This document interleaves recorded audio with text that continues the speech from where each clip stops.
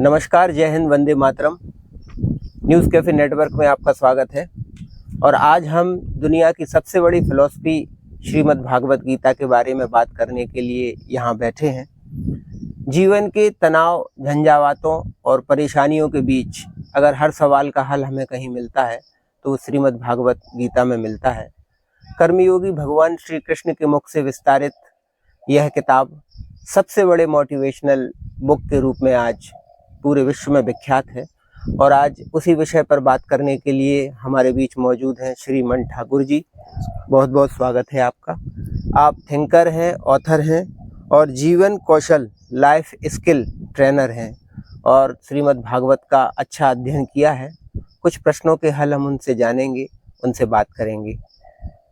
मन जी, सबसे पहले तो पुनः आपका स्वागत है न्यूज़ कैफे पर। जी, बहुत बहुत धन्यवाद अरविंद जी। मैं सबसे पहला प्रश्न ये है कि वर्तमान परिवेश में भगवान श्री कृष्ण और श्रीमद् भागवत गीता का क्या उपादेयता वर्तमान दौर में है। इस परिदृश्य में हम इसे कैसे स्वीकार कर सकते हैं और खासतौर से युवाओं के लिए इसकी उपयोगिता क्या है। सबसे पहले सभी को नमस्कार। आपने बहुत अच्छा प्रश्न किया है। सबसे पहले तो श्री कृष्ण को अगर हम देखें तो मैं ये मानता हूं कि वो एक गुरु हैं जी। हम सभी को उनसे सीखना चाहिए और उनको पूर्ण अवतार का दर्जा दिया गया है। पूर्ण अवतार मतलब 16 कलाओं में संपन्न।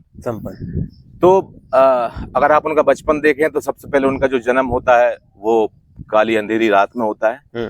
तो हम सबका जन्म भी एक प्रकार से काली अंधेरी रात में होता है। एक बीच का जन्म भी काली अंधेरी रात में होता है। दूसरा, जैसे ही वो जन्मते हैं तो मौत उनके आगे पीछे घूमने लगती है, चाहे वो पूतना के रूप में हो, कंस के रूप में हो, उनको मारना शुरू करते हैं। तो ये बहुत अच्छी पहेली है कि हमारा जन्म भी जब होता है तो मौत हमारी शुरू हो जाती है, हमको भी लड़ना पड़ता है। तीसरा ये है कि वो कारागृह में पैदा होते हैं। हम सभी कारागृह में पैदा होते हैं, लेकिन श्री कृष्ण जैसा कोई इंसान या महावीर जैसा या बुद्ध जैसे जो महान हस्तियां हैं वो कारागृह से मुक्त हो जाते हैं। तो एक प्रकार से ये जीवन एक गेम है। ईश्वर हमको इस गेम में पहुंचाता है और उससे हमको पास होना पड़ता है। तो श्री कृष्ण सबसे पहले तो बहुआयामी है। उनके कई आयाम हैं। एक तरफ वो प्रेम करते हैं, दूसरी तरफ वो महाभारत जैसा बड़ा युद्ध कर सकते हैं, तीसरी तरफ वो भाग भी सकते हैं जरासंध से। हर बार परेशानियों से लड़ना जरूरी है, लेकिन कुछ परेशानियां ऐसी हो जाती हैं जिसमें आपका टूटना तय है, तो उनसे भाग जाना भी जरूरी है। तो श्री कृष्ण विभिन्न पहलुओं को लेके आते हैं। एक प्रकार से घना जंगल है, वहां आपको शेर भी मिल जाएगा, वहां आपको मोर भी मिल जाएगी, वहां आपको विभिन्न तरीके के जो भी आयाम होते हैं। जैसे एक फूल होता है, फूल तो अच्छा लगता है हमें, लेकिन उसमें कांटा भी होता है। तो श्री कृष्ण कांटा को भी एक्सेप्ट करते हैं और फूल को भी एक्सेप्ट करते हैं। अच्छा जो है दुनिया में उसको भी एक्सेप्ट करते हैं और बुरा जो है दुनिया में उसको भी एक्सेप्ट करते हैं। तो जो ईश्वर है, हम कहते हैं ना कि शैतान है या भगवान है, तो ईश्वर शैतान को क्यों नहीं मारता। राम भगवान को देखें या हम रावण को देखें तो रावण में भी कुछ ना कुछ अच्छा है, भीष्म पितामह में भी कुछ ना कुछ अच्छा है। तभी तो श्री कृष्ण महाभारत युद्ध के बाद पांडवों से कहते हैं कि आपको भीष्म पितामह सीखना चाहिए, और श्री राम लक्ष्मण जी से कहते हैं कि आपको रावण से सीखना चाहिए। तो अच्छाई में भी बुराई है। तो जो ईश्वर जो है, सनातन जो है हमारा, वो सारे कैनवास को लेकर चलता है। वहाँ कुछ ग्रे भी है, वहाँ कुछ व्हाइट भी है, वहाँ कुछ ब्लैक भी है। ये हमारा जीवन है। इसलिए आज के समय में हम जो देख रहे हैं, हमारा युवा भटक गया है या जीवन को आगे बढ़ाता है, तो सुसाइड भी है, बहुत सारी नेगेटिविटी है, पीयर प्रेशर है, लव अफेयर है, लव फेलियर है, जीवन में फेलियर है। तो श्री कृष्ण एक ऐसे शख्स हैं जिनसे हमको सीखना चाहिए, जो सभी आयामों में हमको जीने की सीख देते हैं। तो इसलिए मैं मानता हूँ श्री कृष्ण का जीवन जो श्रीमद् भागवत पुराण में है वो तो है ही, लेकिन गीता एक बहुत बड़ा टॉपिक है जो भागने की नहीं जागने की बात करता है। आप जिस रोल में जाएंगे, अगर महावीर उसको पढ़ेंगे तो महावीर ही होंगे, बुद्ध उसको पढ़ेंगे तो बुद्धि होंगे, जो भी उसको पढ़ेगा, आइंस्टीन पढ़ेगा तो वैज्ञानिक होगा। और अर्जुन क्षत्रिय का रोल है, योद्धा का रोल है। तो अगर अर्जुन के लिए उनने बात की लड़ने की, तो जो है अर्जुन एक योद्धा है। अगर उसी को कोई ज्ञानमान पंडित पढ़ता तो वो ठीक है, वो सांख्य योग में निपुण हो जाता, वो चला जाता, लेकिन अर्जुन बिना लड़े नहीं रह सकता था। इसलिए गीता की उपयोगिता आज के दिन में और भविष्य में हमेशा बढ़ती जाएगी। वही आपके बीच में एक जो लाइन आपने बोली थी कि भागवत पुराण में श्री कृष्ण के जीवन की गाथा है, और अमूमन वर्तमान परिवेश में हम देख रहे हैं कि उसी को गीता मान लिया गया है, कथा के रूप में जो कथावाचक सुनाते हैं। और गीता एक अलग दर्शन है, अलग दर्शन, दोनों में डिफरेंस है, बहुत अंतर है। गीता ये है कि श्रीमद् भागवत पुराण कथा में तो श्री कृष्ण के बचपन से लेके द्वारका नगरी तक की और भी बहुत सारी उनकी विभिन्न कलाओं की चर्चा है। लेकिन जो गीता है वो महाभारत के भीष्म पर्व में आता है और उसमें 700 श्लोक हैं। वो एक प्योर ज्ञान है, वो एक प्योर साइकोलॉजी है, बल्कि मैं कहूंगा श्री कृष्ण दुनिया के पहले साइकोलॉजिस्ट है और उन्होंने भविष्य में दिखाया है कि साइकोलॉजी कितने रूप में आ सकती है। तो आज अगर गीता को हम देखें तो हम एक धर्म के मामले में देख सकते हैं, उसका सम्मान कर सकते हैं, लेकिन मैं ये मानूंगा कि गीता को हम एक साइकोलॉजी की किताब समझें। अगर उसको हम समझेंगे तो हमारे जीवन के विभिन्न आयाम उसमें हमको दिखेंगे। उसमें हमको भागना भी दिखता है, उसमें हमको सुसाइड भी दिखता है, उसमें हमारे अंदर जो काम क्रोध है वो भी दिखता है, उसमें हमारे अंदर जो रजस तमस और सत्व है वो भी दिखता है, उसमें हमारे अंदर जो त्रिगुणा शक्ति है वो दिखती है। तो जीवन के विभिन्न आयाम आपको गीता में मिलेंगे और गीता हमको जीवन जीना सिखाती, ना कि भागना। अगर सन्यासी भी कहीं जाता है तो वो भी एक अपनी दुनिया बना लेता है। तो गीता हमको सिखाती है कि गृहस्थ में ही रह के आपको सन्यास का जीवन जीना है, आपको निष्काम कर्म करना है। महाभारत एक बड़े युद्ध की गाथा है, अल्टीमेटली उसमें एक बड़ा युद्ध हुआ इसलिए वो फेमस हुई पूरे विश्व में। तो उसमें भगवान कृष्ण की महती भूमिका रही है, हर परिदृश्य में वो दिखे हैं युद्ध के दौरान। तो क्या श्री कृष्ण उस युद्ध को रोक सकते थे या श्री कृष्ण की वजह से युद्ध हुआ? और कुछ युद्धों की चर्चा जो महाभारत के दौरान हम देखते हैं उसमें श्री कृष्ण भगवान भी कारक बने उसमें। तो ये कई प्रश्न निकल के आते हैं कि भगवान कृष्ण क्या युद्ध प्रेमी थे, या फिर एक और प्रश्न है, उन दोनों के आंसर आप देना उसमें कि उन्होंने अर्जुन का ही साथ क्यों दिया, दुर्योधन भी उनकी बुआ का लड़का था, उसका साथ क्यों नहीं दिया? सबसे पहले तो मैंने आपसे पहले कहा था कि कृष्ण भगवान कई बार भाग भी चुके, उनको रणछोड़ दास भी कहते हैं। और दूसरा बात, उन्होंने पूरी कोशिश की कि युद्ध ना हो। जब वो शांति का प्रस्ताव लेकर पहुंचे हस्तिनापुर दुर्योधन और धृतराष्ट्र के पास, तो उन्होंने सबसे पहले एक जो रामधारी सिंह दिनकर की लाइन है, मैत्री की राह बताने को और दुनिया में सबको सुमार्ग पर लाने को और दुर्योधन को समझाने को और भीषण विध्वंस से बचाने को भगवान हस्तिनापुर आए, पांडव का संदेशा लाए। उन्होंने फिर कहा, दो न्याय अगर तो वादा दो, अगर उसमें भी अगर वादा हो तो दे दो केवल 5 ग्राम, रखो अपनी धरती तमाम, हम वहीं खुशी से खाएंगे, परिजन पर हंसी न उठाएंगे। लेकिन दुर्योधन वह भी दे न सका और आशीष समाज की ले न सका, उल्टा हरि को बांधने चला, जो था आसाद उसको साधने चला, जब नाश मनुष्य पर छाता है पहले विवेक मर जाता है। तो श्री कृष्ण ने पूरी कोशिश की थी, अगर 5 गांव भी मिल जाए पांडवों को तो पांडव उन 5 गांव में रहकर अपना जीवन जी सकते थे। लेकिन उन्होंने कहा कि हम आपको सुई की नोक भी नहीं देंगे। तो उसका सीधा प्लान था कि वो मारना चाहता है। और ये धर्म हमको कहता है कि जब कोई आपकी जान के पीछे पड़ जाए तो आपको लड़ना पड़ेगा।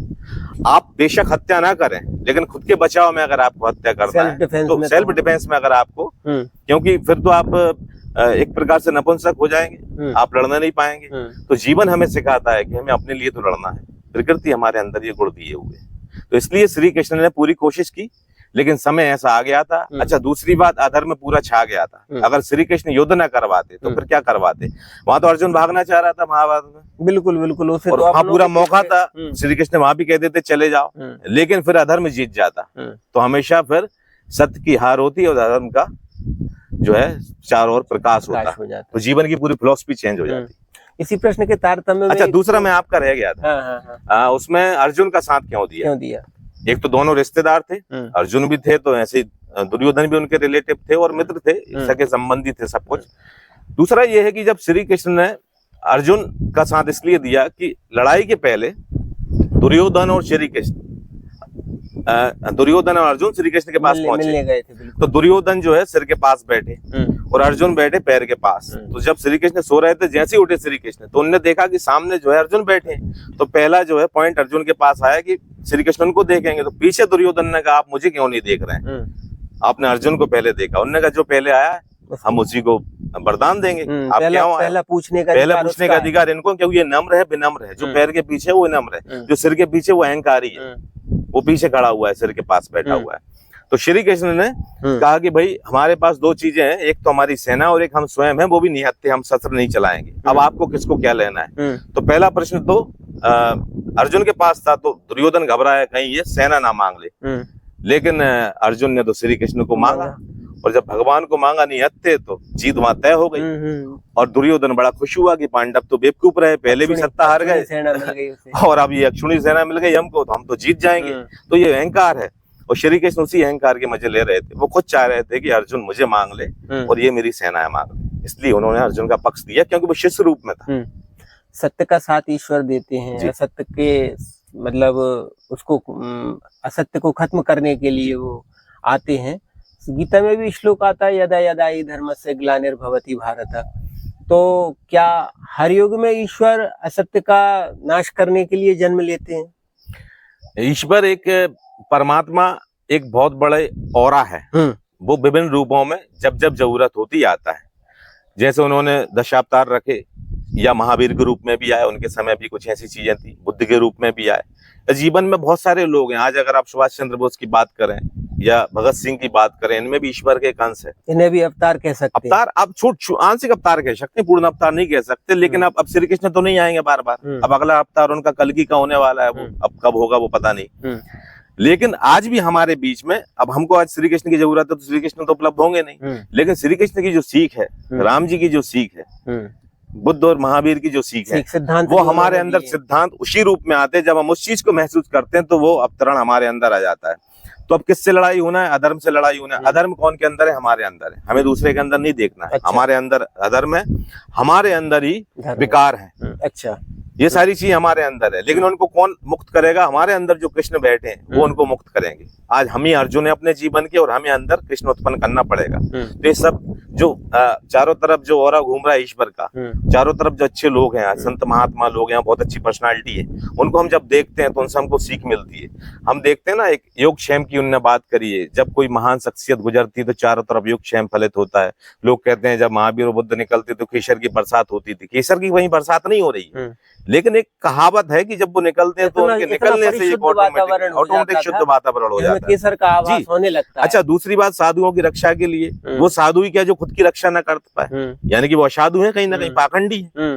जब उनको खुद रक्षा की जरूरत पड़े, जो साधु है तो उसमें कृष्ण है ही, वो तो ऑटोमेटिक अपने आप को लड़ जाएगा, सुरक्षित है। और जो है अधर्म की बुराई करने के लिए, और जो विध्वंस शक्ति है उनका नाश करने के लिए। अब आप अगर हत्या कर दो किसी की तो आप हत्यारे कहलाओगे, लेकिन आपको बुराई का अंत करने के लिए उसको परिवर्तित करना है। सामने वाले के अंदर या हमारे अंदर जो बुराई है उनको अंत करना है। तो श्री कृष्ण का संदेश वही है, धर्मश, कि हम जब जब आपके धर्म की हानि होगी तब तब मैं विभिन्न रूपों में उत्पन्न होऊंगा, अवतार दूंगा। तो उनका कहना यही है कि आपके अंदर जो परमात्मा रूपी आत्मा बैठी हुई है, उसके अंदर अगर आप एनर्जी डालेंगे तो वो इन सब बुराइयों से लड़ने के लिए, समाज से लड़ने के लिए उत्पन्न हो जाएगी। तो हम क्या माने कि ईश्वर हर बार मानव रूप में ही आएंगे, या कोई और रूप भी हो सकता है उनका, या कोई डिवाइन शक्ति के रूप में वो आ सकते हैं? जीवन में बताया कि मनुष्य तन पाने के लिए देवता भी तरसते हैं। आज ऊपर स्वर्ग नरक की जो चर्चा है, उनको भी कर्म करने के लिए शरीर चाहिए।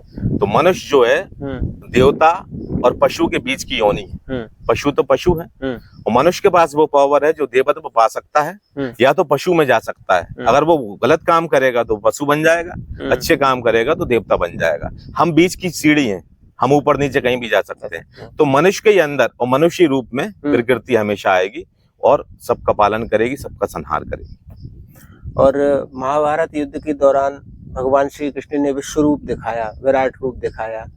और दूसरी तरफ देखें तो जो संजय थे, जो धृतराष्ट्र के पास बैठे थे, उन्हें दिव्य दृष्टि प्राप्त हुई थी। तो पहला प्रश्न तो ये है कि इन दोनों रूपकों के बारे में आप समझाएं।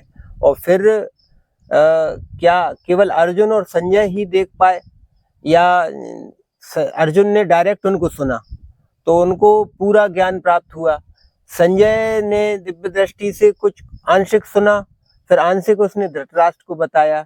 ये बड़ा कंफ्यूजन मामला वर्तमान दौर में रहता है चर्चाओं के दौरान, तो कृपया इसको क्लियर करें आप। जी रविंद्र जी, तो सबसे पहले तो अगर आप संजय की बात करें तो संजय आज के रूप में जो हम इंफॉर्मेशन टेलीकास्ट, ब्रॉडकास्टिंग कह सकते हैं, तो उसका सबसे बड़ा रूपक है कि युद्ध हो रहा है कहीं दूर और वो उसको लाइव देख रहे हैं और धृतराष्ट्र को बता रहे हैं। तो इसमें दो रोल है, एक तो धृतराष्ट्र और संजय है, और एक आया में श्री कृष्ण और अर्जुन। तो वेद व्यास आए तो सबसे पहले उन्होंने धृतराष्ट्र से कहा कि आप तो युद्ध में जा नहीं पा रहे हैं। आपको युद्ध में बैठे बैठे अगर आप चाहें तो दिव्य दृष्टि मैं आपको दे सकता हूँ, क्योंकि वेद व्यास ने पर महाभारत देखी, तो दिव्य दृष्टि तो उनके पास भी थी, शायद वो भी कहीं देख रहे होंगे। तो उन्होंने कहा आप मेरे सारथी संजय जो है इनको दे दें, ये मुझे बताते रहेंगे।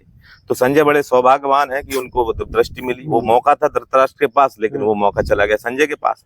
तो संजय के पास चला गया तो संजय उस चीज को लाइव देख रहे थे, क्या क्या हो रहा है। इन्होंने शुरू की कि भाई कुछ धर्मक्षेत्र कुरुक्षेत्र में मेरे बच्चे क्या कर रहे हैं, तो फिर वहां से शुरू हुई कहानी। तो वो सीधा लाइव उनको बता रहे थे क्या क्या हो रहा है। अब दूसरी बात, जब अर्जुन कहते हैं कि मुझे आप बीच मेरी रथ को आप बीच सेना में ले सके, वहां देखना चाहता हूँ, वहां अर्जुन घबरा गए और सारी परिस्थिति उत्पन्न हुई। तो श्री कृष्ण ने वहां बोलना शुरू किया। तो वहां से जो है जो धर्म क्षेत्र कुरुक्षेत्र है ना, यहाँ से पहला श्लोक शुरू होता है, पर आखिरी में जो है 700 श्लोक तक श्री कृष्ण की चर्चा चलती है। तो उसमें संवाद चारों के, लेकिन श्री कृष्ण के ज्यादा संवाद है उसमें अधिकतम, क्योंकि वहाँ प्योर ज्ञान की बात है। और पूछने वाले अर्जुन है, तो उनने भी बहुत अच्छी अच्छी बातें पूछी जो बता सकते हैं, सारी शंकाओं के समाधान। विषाद सांख्य, इसके बाद आपका कर्म योग है, फिर कर्म संन्यास योग है, ज्ञान कर्म संन्यास योग है, फिर उसके बाद आपका समत्व बुद्धि योग आ गया, आपका अक्षर ब्रह्म योग है, विश्व रूपम हो गया, भक्ति योग हो गया, पुरुषोत्तम हो गया, फिर आखिरी में मोक्ष संन्यास हो गया। ऐसे करके 18 आपके अध्याय हो जाते हैं 700 श्लोक में। तो अब श्री कृष्ण अर्जुन से जो बोल रहे हैं, तो वहां तो लोग खड़े होंगे, वहां ऐसा तो हुआ होगा नहीं आप चर्चा कर रहे हो हम खड़े। अगर आज कोई गीता पढ़े तो 3-3.5 घंटे लगेंगे उसको 700 श्लोक पढ़ने में। तो वो लोग तो बेवकूफ तो थे नहीं कि भैया आप क्या कर रहे हो, भैया आप खड़े रहे। तो एक प्रकार से मैं मानता हूँ ये कुछ क्षणों में घटी है। कई बार आप जब सपना देखते हैं ना, तो आप एक क्षण में बहुत कुछ देख लेते हैं। या कोई इंसान डूब रहा हो तो 2-3 सेकंड में उसको पूरी दुनिया दिख जाती है। हम सपने में भी हम पता नहीं क्या क्या घुमाते हैं। जैसे कि नारद जी की कहानी है, वो सपने में ही है, उसके बाद शादी भी हो गई, बच्चे भी हो गए, पानी भी आ गया, बह भी गए, वो सब कुछ हो गया, बस सेकंडों में हो गया। हम कई बार रात को जब सोचते हैं तो सेकंडों में बहुत कुछ हो जाता है। तो ये तो है हृदय से हृदय की बात, मन से मन की बात। दूसरी बात, वहाँ टेली कम्युनिकेशन उनका चल रहा था संजय, तो संजय के पास दृष्टि दी गई थी, तो संजय भी इस चीज को देख पा रहे थे। जो विराट रूप की चर्चा है, नहीं तो संजय कैसे चर्चा करते कि क्या दिख रहा है उनको, क्या बोल रहे हैं, मैं विश्व रूप हूँ, मैं महाकाल हूँ, मेरा ये रूप है, सब मुझसे निकले, सब मुझ में समाये हैं, जो जो अच्छा हो सकता था वो सारी चर्चा श्री कृष्ण ने की है। जो जो विराट, जो जो शूद्र, सब में वो है, स्त्री में वो है, पुरुष में वो है, पशु में वो है, पक्षी में वो है, हैवान में वो है, इंसान में वो है, वो विश्व के महाकाल है, उनमें सारे लोग जा रहे हैं। उनमें जो है अर्जुन भी जा रहा है, धृतराष्ट्र भी जा रहे हैं, और भीष्म पितामह भी मर रहे हैं, दुर्योधन भी मर रहे हैं, ये विश्व रूप वो है। तो अर्जुन पहले घबरा गया। अच्छा, इस विराट रूप को देख के घबरा गया। उसने कहा आप भैया पुरुषोत्तम रूप में आए, आप उत्तम रूप में आए, मैं वही आपका चतुर्भुज रूप देखना चाहता हूँ। आप भी बताएं, अगर एकदम ईश्वर काल के रूप में आपके सामने आ जाए तो आप घबरा नहीं जाओगे? बिल्कुल। तो शुरुआत श्री कृष्ण ने अच्छा बताया, चतुर्भुज रूप बताया, बढ़िया रंग रोगन है, सब चारों भुजाएं हैं और ऐश्वर्य है, सूर्य की तरह चमक रहे हैं। उसके बाद फिर विकराल रूप में आते हैं, वो बताते हैं कि मैं महाकाल हूँ, सब कुछ मुझ में भस्म हो रहा है, काली के रूप में। अगर हम देखें तो माँ काली, माँ तो भगवान है, लेकिन काली भी विध्वंसक रूप में बता आ जाएंगी तो हम घबरा जाएंगे। हमारे अंदर वो चक्षु नहीं है, इसलिए दिव्य चक्षुओं की बात है। और दिव्य चक्षु संत महात्मा जो ज्ञानी उस लेवल के लोग हैं, जो मौत को भी किनारे कर देते हैं, जो जिनके लिए मौत एक खेल है, उस लेवल तक चले जाते हैं। नहीं तो हम रोज कहते हैं आत्मा हमारी, ये कहना अलग बात है, लेकिन समझना अलग बात। जब मौत सामने आती है तो चीजें अलग हो जाती है। और अर्जुन भी युद्ध करता था, योद्धा था, रोज कई लोगों को मारता था, इतने बड़े विश्व रूप को देख के घबरा गया वो भी। इसलिए फिर श्री कृष्ण महाकाल रूप में आए, फिर उसके बाद फिर वो रोने लगा कि आप त्राहिमाम, आप उसी रूप में आए जो आपका मेन रूप है, चतुर्भुज रूप में आ जाए, फिर आप उसके बाद मेरे सखा के रूप में आ जाए। फिर वो माफी मांगता है।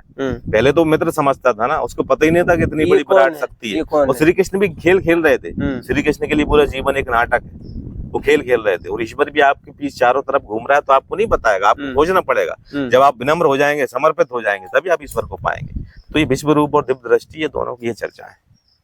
और एक सूक्ति आती है उसमें श्लोक कि कर्मण्येवाधिकारस्ते मा फलेषु कदाचन। वो एक सुनने में तो ठीक है। अब आजकल सो कॉल्ड मोटिवेशनल स्पीकर्स जो रहते हैं, वो कहते हैं बड़ा सोचो, बड़ा करो, कुछ अच्छा बनना है तो कुछ बड़ा करना पड़ेगा, इस तरह से। और हम भी नॉर्मल जीवन में अगर देखें तो हम जो कर्म करें, जो कार्य कर रहे हैं, उसके फल की आकांक्षा के साथ ही कर रहे हैं, कुछ प्राप्त हो, कुछ हमें मिले, कुछ हमारा आगे काम बढ़े। तो इस निष्प्रय भाव को हम कैसे स्वीकार कर सकते हैं कि कर्मण्येवाधिकारस्ते मा फलेषु कदाचन? इसमें दो गोल है, एक तो आपका छोटा गोल है, शॉर्ट गोल है, और एक लॉन्ग टर्म गोल है। शॉर्ट गोल छोटे छोटे होते हैं, जैसे हमें कहीं रास्ते में जाना है, हमें कहीं दोस्त से हमें कुछ काम है, हम एक्सपेक्टेशन लेके पहुंचे, उसने हमारे एक्सपेक्टेशन पूरे नहीं किए, तो हमको दुख होगा, वो पीड़ा होगा, संताप होगी। और एक होता है लॉन्ग टर्म गोल कि हमें कुछ बनना है। आज कई लोग हैं, आज लाखों लोग IAS का एग्जाम देते हैं, उसमें से कुछ लोग 500-600 लोग सिलेक्ट होते हैं, तो बाकी लोग तो सिलेक्ट होते नहीं है। तो वो क्या मर जाएं? नहीं, बिल्कुल। या फिर दूसरा काम करें, तो कई बार वो दूसरे काम भी नहीं कर पाते। या फिर तो क्या होगा कि बहुत अंदर से हतोत्साहित होते हैं, आदमी डिमोटिवेट होता है। कहने को कई बार अच्छा लगता है मोटिवेशन, लेकिन हमको कर्म तो करना है। लेकिन सकाम और निष्काम कर्म की थोड़ी बारीक रेखा है। सकाम में हमारा एक्सपेक्टेशन जुड़ जाता है, वो जब एक्सपेक्टेशन पूरा नहीं होता है तो हम अपने आप पीड़ित होते हैं, दुखी होते हैं। और निष्काम में ऐसा होता है हम कर रहे हैं, आपने किसी को रास्ते से पार करवाया, तो आप सोचेंगे कि वो आपको धन्यवाद दे। अगर आप सोचेंगे कि वो आपको धन्यवाद दे तो सकाम काम हुआ। और निष्काम कर्म ऐसा होता है, पानी बह रहा है, नदी बह रही है, वो तो बह रही है, किसी के लिए नहीं रुक रही है। हवा बह रही है, प्रकृति बह रही है, हमारे लिए रुक रही है नहीं। सूरज निकल रहा है, अब आप उसमें चाहो तो आप एनर्जी ले लो, प्रकाश ले लो या मत लो। प्रकृति निष्काम काम कर्म कर रही है, हम सब सकाम काम कर रहे हैं। तो श्री कृष्ण यही कह रहे हैं कि कर्म पर आपका अधिकार है। भविष्य हमने नहीं देखा ना, भविष्य तो समष्टि से आता है। वहां धृतराष्ट्र भी सोच रहे थे कि मेरे बच्चे जीतेंगे। दुर्योधन तो पूरी योजना बना के बैठा था कि भीष्म पितामह मेरे साथ हैं, गुरु द्रोण मेरे साथ हैं, कर्ण मेरे साथ है, और ये पूरी श्री कृष्ण की, और श्री कृष्ण वहां खड़े भी हैं, तो वो तो एक नॉर्मल ग्वाले हैं, और वो तो थोड़ी भगवान है, उठाना नहीं है, तो हमारी जीत पक्की है। उनको पता नहीं था कि श्री कृष्ण समष्टि के रूप में वहां है। जब समष्टि पूरी वहां विकसित है तो युद्ध तो वहां तय हो गया था। और दूसरा, अर्जुन ने समष्टि के ऊपर सब छोड़ दिया था कि ये भैया आप जैसे हमको ले जाओ। दो पत्तों की कहानी है, एक पत्ता नदी में डला हुआ और एक पत्ता, दोनों पत्ते डले हुए नदी में। एक सोच रहा है मैं नदी से बाहर हो जाऊं, तो वो तो तड़पेगा, भागेगा, दिक्कत होगी। और एक बह रहा है, वो पहुंच जाएगा। लेकिन मैं ये नहीं कह रहा हूँ कि कर्म नहीं करना है, कर्म तो आपको करना ही है। आप सोचें कर्म ना कर सके, सन्यासी अगर सोचे कि मैं कर्म नहीं कर सकता, आप कर्म कर रहे हैं, आप सांस ले रहे हैं, ऑटोमेटिक कर्म कर रहे हैं, क्रिया कर रहे हैं। आप भोजन खा रहे हैं, ऑटोमेटिक पचा रहा है, खून बन रहा है, आपका जीवन ऑटोमेटिक चल रहा है। कर्म से आप नहीं भाग सकते हो, जब आप मरोगे तभी कुछ कर्म से आप भाग सकते हो, लेकिन उसके पहले नहीं भाग सकते हो। तो श्री कृष्ण कह रहे हैं कर्म तो आपको करना है, फल की इच्छा नहीं लेना है। फल ऑटोमेटिक आएगा। लेकिन क्या होता है, जब हम फल के ऊपर पूरा हमारा प्रेशर लगा देते तो हम फल के बारे में सोचते रहते हैं, अरे मैं पास हो जाऊंगा, मैं मिठाई बांटूंगा, मैं ये करूंगा, वो करूंगा। लेकिन हम कर्म पे फिर थोड़ा पीछे हो जाते हैं। आपको सिर्फ कर्म करना है। जब आप कर्म पूरा करेंगे तो फल ऑटोमेटिक प्रकृति आपको देगी। प्रकृति इसलिए बनी है, आप जो भी आप, जैसे आप बीज बोते हैं ना जमीन में, आप बो गए, आप फुर्सत हो गए। अब आप सोचते हैं कि अरे यार ये तो 10 का बोरा, 10 कुंटल का बोरा निकले या 5 का निकले, आपका हिसाब है ये सब। प्रकृति वही देती जो उसको देना होती। तो इसमें आपको हतोत्साहित नहीं होना है, आपको कर्म करना है। हाँ, जैसे हमने पॉडकास्ट की तैयारी की, बात की, और आज हो रहा है, तो ये प्रकृति ने ही कराया, प्रकृति ने कराया। आपकी मेरी चर्चा हुई, और चूंकि मैं कोई इतना बड़ा ज्ञानी भी नहीं हूँ कि मैं गीता के ऊपर संदेश दे सकूं, लेकिन मैं एक युवा हूँ। मैंने जो आज के समय में सीखा है कि गीता साइकोलॉजी के रूप में काम आ सकती है। मैं कोई प्रवचन करता नहीं हूँ, मैं कोई उस आवरण में नहीं हूँ, लेकिन ये है कि मैं एक युवा हूँ, और हर आदमी का भगवान पे अधिकार है। हर आदमी चर्चा कर सकता है, सभी का अधिकार है। और सारे भगवान मेरे हैं, गौतम बुद्ध भी मेरे, महावीर भी मेरे, श्री कृष्ण राम भी मेरे, सब मेरे हैं। और वो मेरे पूर्वज हैं, तो उनकी चर्चा क्यों ना करूं, उनसे प्रेम क्यों ना करूं। मैं गीता को तो मित्र बनाना चाहता हूँ ना। हाँ, बिल्कुल बिल्कुल। आज हम गीता की चर्चा करते हैं, कई लोग कहते हैं गीता पढ़ना चाहिए, गीता में ये लिखा है, वो लिखा है, कई कोटेशन आते हैं, लेकिन कुछ नहीं लिखा है ऐसा उसमें। बहुत सारे लोग डालते हैं कि ये लिखा है, वो लिखा है। कई लोग तो गीता कुछ नहीं पढ़ते, उनको लगता है कि ये युद्ध की चर्चा है, तो परिवारों की युद्ध की चर्चा है। बिल्कुल। अगर आप पहला अध्याय पढ़ें, सिर्फ उसमें रूपरेखा है कि युद्ध की व्यवस्था हो रही है, अर्जुन घबरा गए, युद्ध के बीच में बैठे हुए हैं, सिर्फ इतनी चर्चा है। लेकिन उसके बाद जो श्री कृष्ण का संवाद है और अर्जुन का संवाद है, उसको आप भूल जाएंगे युद्ध की चर्चा है। वो पूरे हमारे जीवन की चर्चा है। लोग उसको युद्ध की चर्चा, आर्ट ऑफ लिविंग है वो, आर्ट ऑफ लिविंग है। उसमें कुछ युद्ध की बात है ही नहीं। वो थोड़ी कह रहे हैं बार बार लड़ो, वो तो कह रहे हैं तुम कौन हो, तुम अपने आप में क्या हो सकते हो, तुम्हें बनाने की पूरी प्रक्रिया है। हर आदमी इंडिविजुअल है, उसको बनाने की प्रक्रिया है।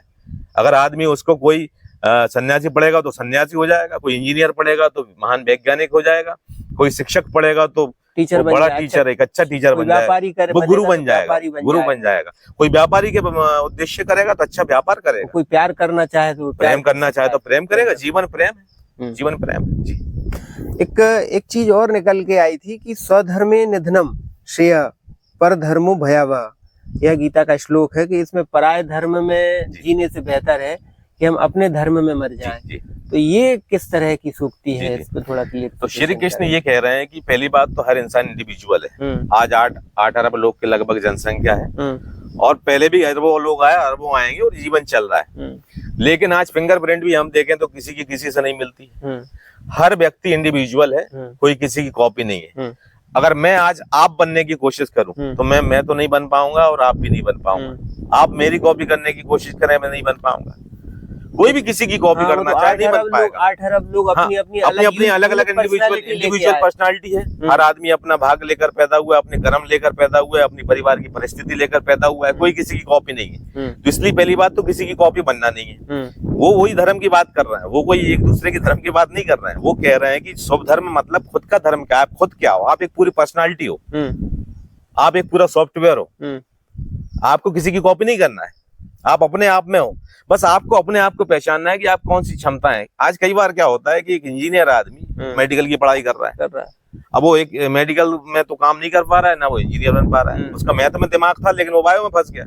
कोई आदमी शिक्षक बनना चाहता था, वो अकाउंट में फंस गया।